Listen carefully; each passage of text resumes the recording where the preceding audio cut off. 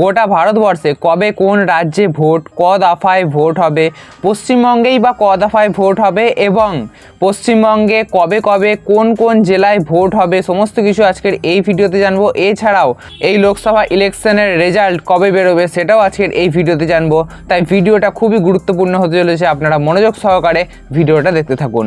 প্রথমেই আমরা জানবো যে ভারতের কোন রাজ্যে কোন দফায় নির্বাচন। প্রথম দফায় হচ্ছে পশ্চিমবঙ্গ, জম্মু কাশ্মীর, উত্তরাখণ্ড, রাজস্থান, উত্তরপ্রদেশ, মধ্যপ্রদেশ, মহারাষ্ট্র, ছত্তিশগড়, তামিলনাড়ু। এগুলো আপনারা দেখতে পারেন। ভিডিওটাকে আপনারা একটু পজ করে নিয়ে আপনারা এখান থেকে দেখতে পারেন যে কোন কোন রাজ্যে কোন কোন দিন বা তারিখে কোন কোন দফাতে নির্বাচন রয়েছে। এখানেই বলে রাখা দরকার যে যতগুলো আপনারা দেখতে পাচ্ছেন, প্রথম, দ্বিতীয়, তৃতীয় দফা, চতুর্থ দফা, পঞ্চম দফা, ষষ্ঠ দফা, সব দফাতেই কিন্তু পশ্চিমবঙ্গকে পাবেন আপনারা। কারণ পশ্চিমবঙ্গে 7 দফায় এবারে ইলেকশন হয়ে, এখানে দেখতে পাচ্ছেন সপ্তম দফাতেও কিন্তু রয়েছে। পশ্চিমবঙ্গে এবারে সপ্তম দফাতে ইলেকশন হবে, মানে 7 দফায় ইলেকশন হবে। তাই যতবারই আপনারা যতগুলো দফা দেখবেন এখানে দেখতে পাবেন যে পশ্চিমবঙ্গের নাম কিন্তু রয়েছে। এরপরে আমরা একটু নিচের দিকে আসব এবং দেখব যে বাংলার ব্যাপারটা কি বলছে।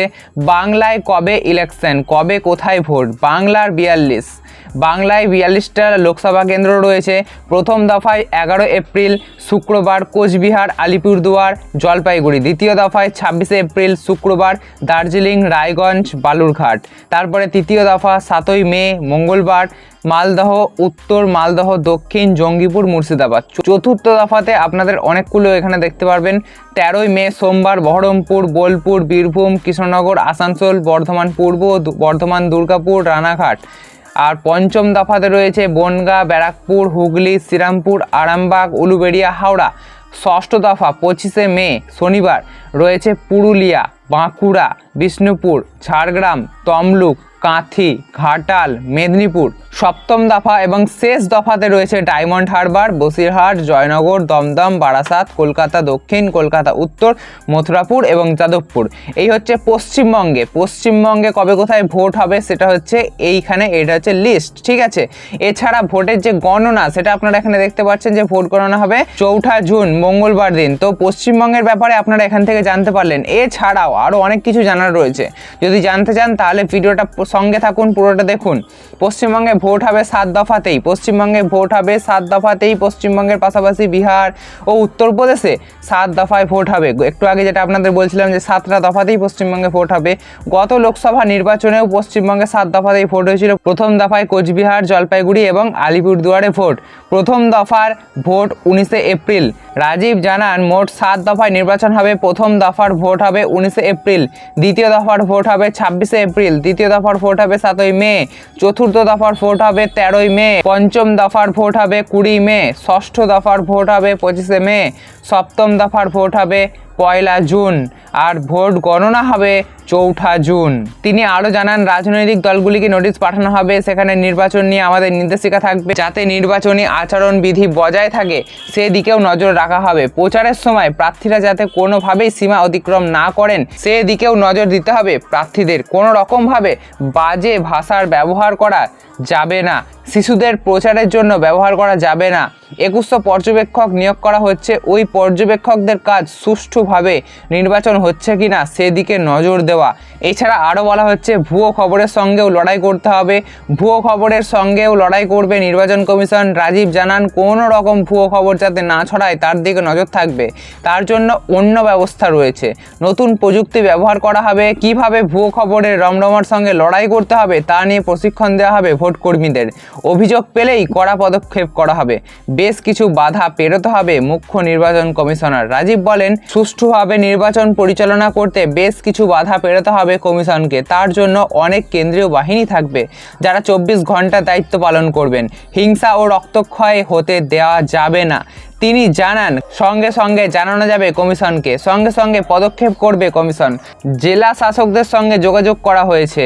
কোনো রকম অস্থায়ী এবং চুক্তিভিত্তিক কর্মীদের ভোটের দায়িত্বে রাখা যাবে না। সমস্ত রাজনৈতিক দল এবং প্রার্থীদের হিংসার বিষয়ে সাবধান থাকতে হবে।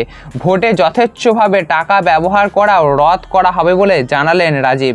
তিনি জানান কয়েকটি রাজ্যে ভোটে টাকার ব্যবহার বেশি হয়, সেগুলির দিকে নজর রাখছে কমিশন। টাকার অপব্যবহার হতে হতে দেওয়া যাবে না। এর জন্য কেন্দ্রীয় তদন্তকারী সংস্থার সঙ্গে কথা বলা হয়েছে। কোনো রকম উপঢৌকন যাতে না দেওয়া হয় সেদিকে নজর দিতে বলা হয়েছে সংস্থাগুলিকে।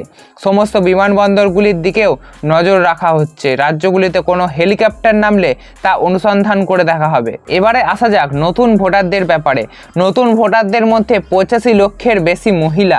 রাজীব জানান, নতুন ভোটারদের মধ্যে 85 লক্ষের বেশি মহিলা। 82 লক্ষ এমন ভোটার রয়েছেন যাদের বয়স 85 বছরের বেশি। প্রত্যেক বুথ কেন্দ্রে প্রতিবন্ধীদের জন্য আলাদা ব্যবস্থা থাকবে। পুরুষ এবং মহিলাদের আলাদা আলাদা শৌচালয় থাকবে। প্রবীণ এবং বিশেষভাবে সক্ষম যারা ভোট দিতে আসতে পারবেন না তাদের ভোট বাড়ি গিয়ে নিয়ে আসা হবে। রাজীব জানালেন, এবার মোট ভোটারের সংখ্যা 96.8 কোটি, যার মধ্যে 49.7 কোটি পুরুষ এবং 47.1 কোটি মহিলা। 1,82,00,000 নতুন ভোটার রয়েছে। তিনি বলেন, পুরুষ এবং মহিলা ভোটারদের অনুপাত ভালো হয়েছে। দেশের 12টি রাজ্যে মহিলা ভোটারদের সংখ্যা বেশি। নির্বাচনে হিংসার ঘটনা কমেছে। গত 1 বছরের মধ্যে 11টা নির্বাচন হয়েছে, সেভাবে কোনো হিংসার ঘটনা ঘটেনি। যেখানে হতো হিংসার ঘটনা সেখানেও কমেছে। ভুয়ো খবর নিয়েও আমরা পদক্ষেপ করছি। তো বন্ধুরা, এই ভিডিওর মাধ্যমে নির্বাচন নিয়ে অনেক খবর আপনাদের কাছে পৌঁছানোর চেষ্টা করলাম। তার মধ্যে উল্লেখযোগ্য হচ্ছে ভারতে মোট কটা দফায় ভোট হচ্ছে, ভারতে কোন রাজ্যে কোন দফায় ভোট হচ্ছে, পশ্চিমবঙ্গে ক দফায় ভোট এবং পশ্চিমবঙ্গে কোথায় কোথায় অর্থাৎ কোন জেলায় কবে ভোট এবং ভোট গণনাই বা কবে।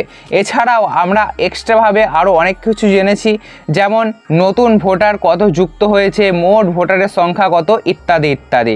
আশা করব আজকের ভিডিও থেকে আপনারা অনেকটা উপকার পাবেন। যদি আজকের ভিডিও আপনাদের ভালো লেগে থাকে তাহলে অবশ্যই এটা লাইক করবেন। এরকমই নতুন নতুন আর ইন্টারেস্টিং ভিডিও পেতে অবশ্যই চ্যানেলটিকে সাবস্ক্রাইব করে রাখবেন। আর আজকের ভিডিওটা আনন্দবাজার পত্রিকা থেকে নেওয়া হয়েছে সমস্ত তথ্য, এটাও আপনাদের জানিয়ে রাখলাম।